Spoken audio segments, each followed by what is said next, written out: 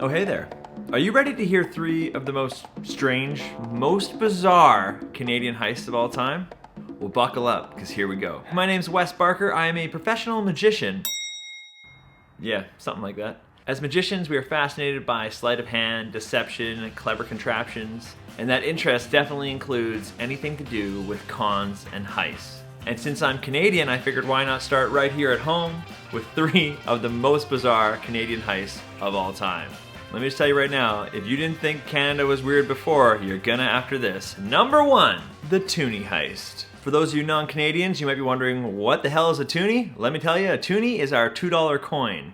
And Toonies are actually anti-gravity coins. They can fall up or down, just so you know. The Toonie heist takes place in Montreal, Quebec in July of 1996. These thieves stole $3 million in Toonies, in $2 coins. That means they stole 1.5 million of these coins. How did they do it? All the coins were loaded on a truck, one of those big tractor trailer trucks. It was parked in a CN yard, and they just walked in, got in the truck, and drove it away. Yeah, just drove it away. Oh yeah, did I mention it was broad daylight, middle of the day. This is why the magician in me loves this so much, because it just takes balls. It's middle of the day. If we just walk up to that truck like we own the joint and hop in, anyone that sees us will just assume, oh, that's a guy that's supposed to drive that truck. No one's gonna think some dude walking into a truck isn't the truck driver. If you do it at night and someone sees you sneaking around, it looks suspicious. Middle of the day, get in the truck, drive away, see ya. Now, I say a couple guys, I don't know who it was. No one knows. They never got caught. As funny as the word Toonie is, and as bold and as brazen as this theft is, where they just get in a truck and drive it away, you're probably wondering, what makes this so strange? Well, think about it. You have 60 metric tons of coins. The same coin. 1.5 million of these little bastards. How are they gonna spend it? Imagine I went out for a nice dinner and I tried to pay for it with a couple $100 worth of Toonies. They're gonna look at me like I'm crazy. Anywhere they spend a significant amount of Toonies, it's gonna draw red flags. You can't put 1.5 million Toonies in the bank after this heist because it's gonna be red flags. You can't buy a house with just back the truck full of Toonies, please. You can't do it. There's nowhere to spend it except for really small increments. I just love the visual of some guy sitting at his house with a truck parked in the back of 60 tons of Toonies, and he has no way to get rid of them. It just kind of makes me happy. Number 2, this one gets really weird. I take you to Cowichan Valley, BC. It's located on an island just off of Vancouver. The year is 2009, and the theft, well, the theft is $25,000 of bull semen. There's no other way to put it. These culprits swiped a 20-liter nitrogen tank of bull semen. Yeah, now it's worth $25,000, but that's not really what it's worth, and I'll explain. Bull semen is sold in straws. I very much doubt it's bendy straws. My interest as a magician does not extend to why it's in straws or how they collect it. Use your imagination. But a straw can sell from $50 to $100 depending on the bull it came from. So that's how they got the $25,000 valuation, was how many straws worth were in the tank. Now, it's actually worth a lot more than that in the right hands. In the right hands, it could very well equal millions of dollars. Come on! Nobody got caught for this one either. The police suspect it was a rival farm. You think? Who else is gonna want 20 liters of bull semen?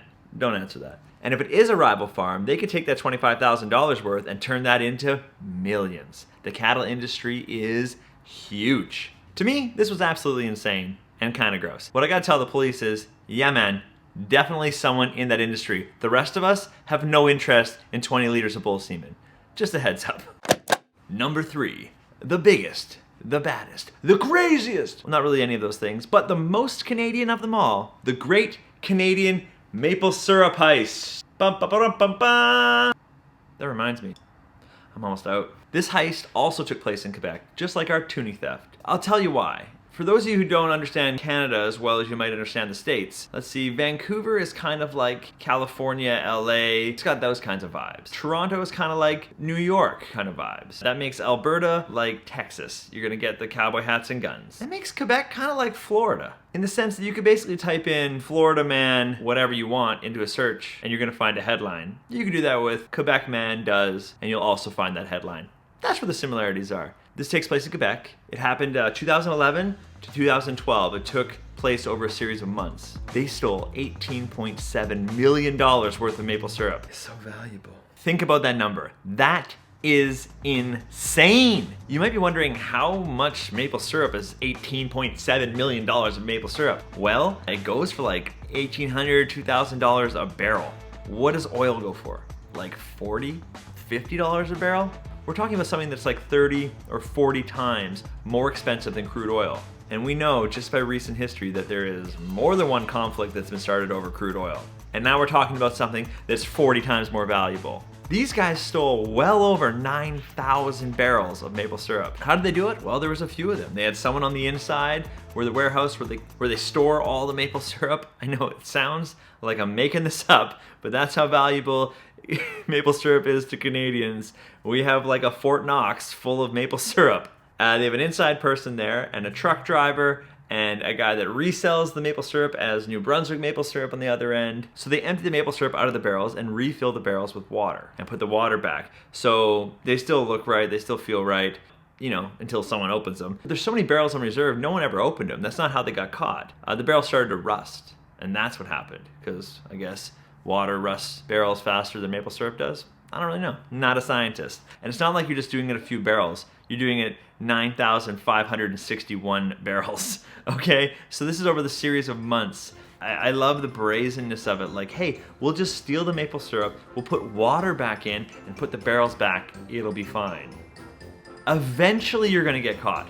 You know what I mean? Like, yeah, okay, the barrel started rusting or whatever. Sure. Pretend that doesn't happen, okay? Your best case scenario, eventually someone will open that barrel.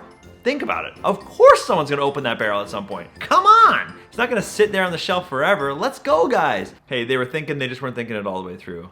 These guys eventually did get caught. As with a lot of crimes and heists where you have a team or it's an inside job, in this case, both, there's a lot of moving parts and a lot of ways it can go wrong and a lot of trails that lead back to you. So the driver rolled on them for a lesser sentence. It's always the driver. He only ended up serving 8 months. The ringleader, Richard Bellairs, got 8 years in prison and a $10 million fine.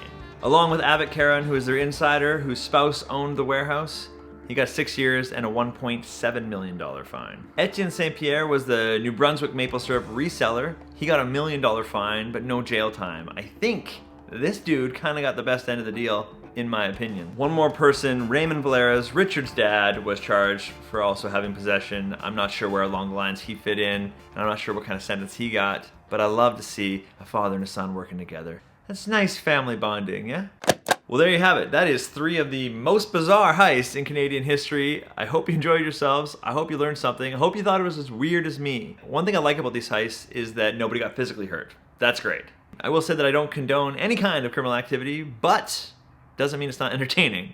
Thanks for listening to these strange, bizarre, but totally true Canadian heist stories. Please, if you know of any other strange, bizarre, crazy, or just flat out weird Canadian heist stories, I would love you to throw it in the comments so I can look it up, because I am just so curious and wildly entertained by the history of this bizarre and wonderful country. See you guys next time. Take care! Still spinning.